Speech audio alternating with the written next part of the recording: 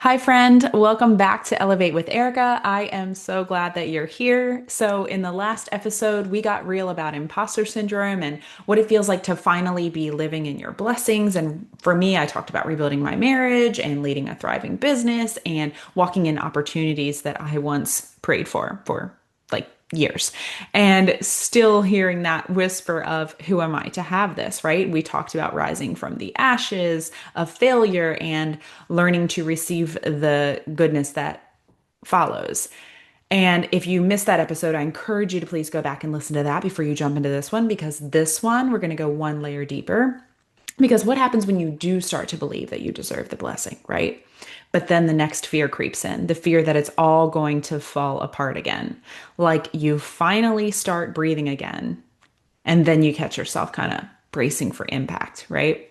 You finally start walking in peace, and then you hear that old voice whisper, don't get too comfortable here. And today we're talking about something that's been real for me lately. It's that quiet fear that creeps in when things are finally going well. And it's the voice that says, this season feels too good. Don't get too comfortable. What if this all falls apart again? So if you can relate to that, I hope I have your attention because this is what I want to dive into. Maybe you're in a season that looks like answered prayers, and yet instead of resting in that, you're missing the joy because you're too busy bracing yourself for impact. You're waiting for the other shoe to drop, right? Same. And actually, I just before I decided I was going to record this podcast, saw a quote online. If you focus on what you're missing what you have, right? So that's what we're going to talk about today. It's a little bit of that, like focusing on, I know we don't miss the failures, of course, but it's like a little bit of that, like if you're looking in the wrong direction, then you're missing what's right in front of you, right? So when I saw that quote, I was like, that's like a really good, way to kind of explain what we're going to dive into today.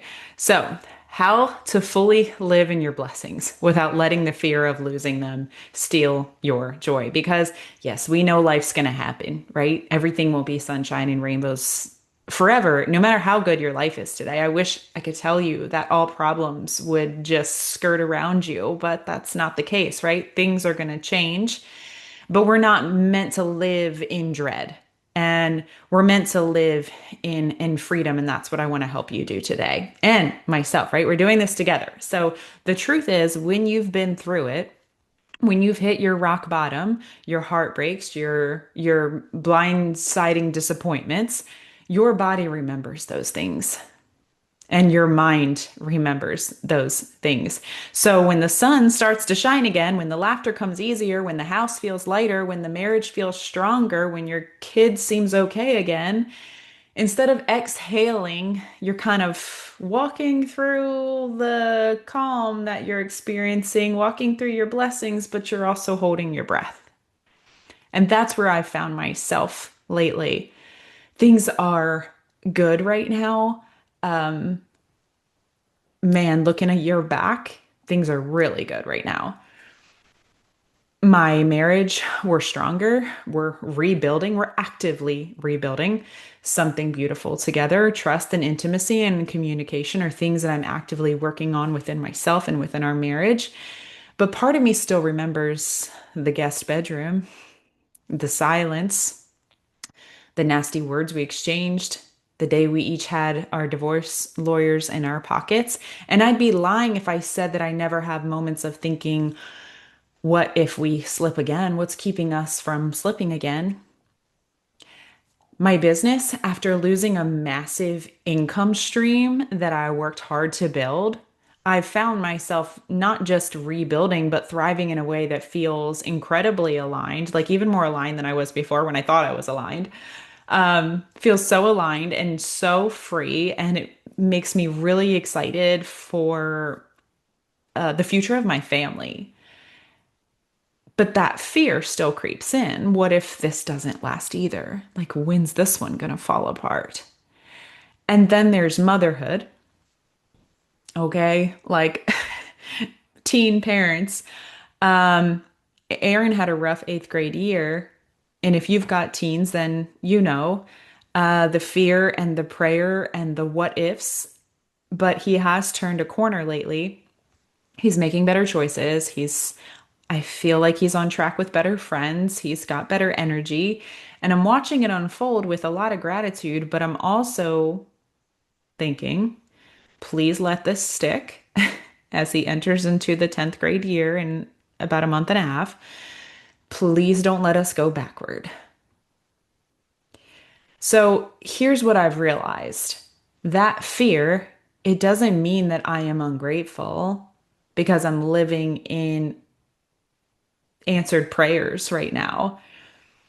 It doesn't mean that I'm negative because I generally think I'm a very optimistic kind of person. I'm a realistic optimistic, if that makes sense. It does mean that I'm human, though, right? It means that we're human. If you can relate to those, you have some of your own. I've seen what can fall apart, right? And our body remembers that, and our mind remembers that. So here's the deeper truth that I'm learning to lean into. Just because something broke once doesn't mean that it's destined to break again, right? We're not who we were back then. I'm not the same woman who cried herself to sleep in the guest room. I'm not the same woman who hustled herself into burnout, trying to hold a team together that wasn't aligned. I'm not the same mom carrying all that fear in silence, seemingly alone. And God, He's still God. Like the same one who brought us through it the first time, the same one who held us in the breaking, the same one who's blessing us in the rebuilding. He's still the same God. I've spent too much time in the past being scared to enjoy my life, scared to settle into the peace. And I want it so badly. Scared to believe the breakthrough was really mine. I'm still in it. I'm still in it. And I've spent too much time in it. And all that fear has done is rob me twice, right? Once when I was in the valley, and then again when I got to the mountaintop, although I still think I'm getting there, and can't see the view. So now I'm learning to stay present in the goodness, right? Because I'm aware of it and I'm working on it. So I'm learning to stay present in the goodness and to thank God for the good marriage days without dreading the bad ones that are sure to come. No marriage is perfect. To embrace the business growth without tying my worth or my stability to it, to cheer my son on as he makes better choices without projecting all the fear that could go wrong, right? And it doesn't mean that I'm naive, it means that I'm free. So here's the truth that I don't want to sugarcoat, though. It could fall apart again. Life happens, relationships face challenges, business isn't guaranteed.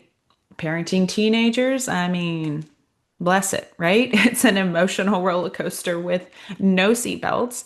And I could face another hard season. I could find myself on my knees again saying, God, I don't know how to fix this. But I refuse to let the possibility of pain rob me of the reality of peace today. Because the truth is that worry doesn't protect us from heartbreak, does it? It just steals the joy that we were meant to experience before it ever even happened.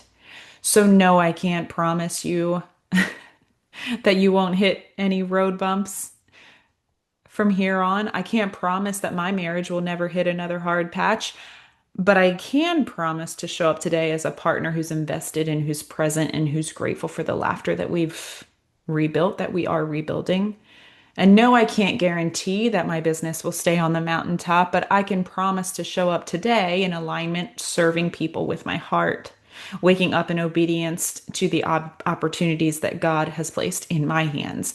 And no, I can't control every choice my son will make as he continues growing into the man that God's calling him to be, but I can choose to celebrate this moment, this better season with him, this open hearted conversation, this glimpse of the fruit that comes from the hard parenting days, right?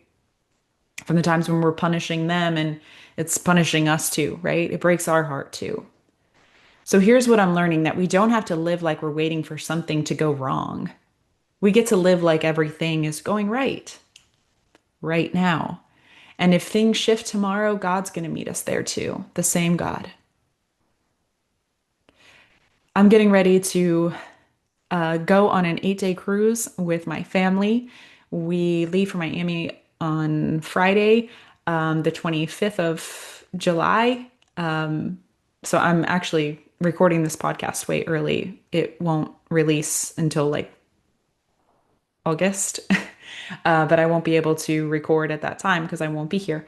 And we are set out to celebrate my 40th birthday, which is on July 31st.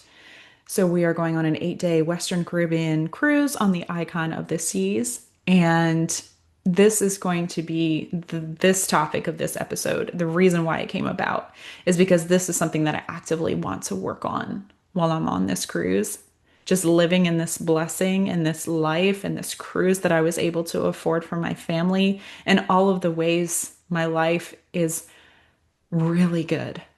It's not just because of how it looked a year ago, but especially because of how it looked a year ago, and really appreciating living in God's answered prayers. So, if you're in a good season, but you keep looking over your shoulder, I just want you to know that I see you and I get it. But, friend, we can't let fear steal this season from us. You deserve to live in answered prayers. You deserve to breathe deep in the peace. You deserve to raise your hands and say, God, I see what you did there. And just smile. And it's okay to trust it and it's okay to enjoy it. And if something hard ever comes again, you're going to handle it because you've already been equipped in the fire. But for now, don't miss the blessing trying to prepare for the breakdown. I love you. I'm cheering for you. And I will see you next time on Elevate with Erica.